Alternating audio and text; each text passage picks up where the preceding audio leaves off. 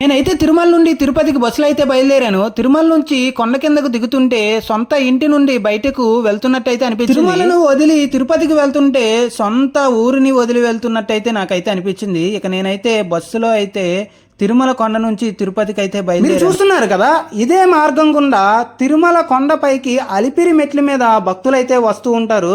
ఈ మెట్ల పైనే మనకి తిరుమల కొండ పైకి అయితే భక్తులందరూ కూడా కాలి నడకన అలిపిరి మార్గంలో అయితే వస్తూ ఉంటారు.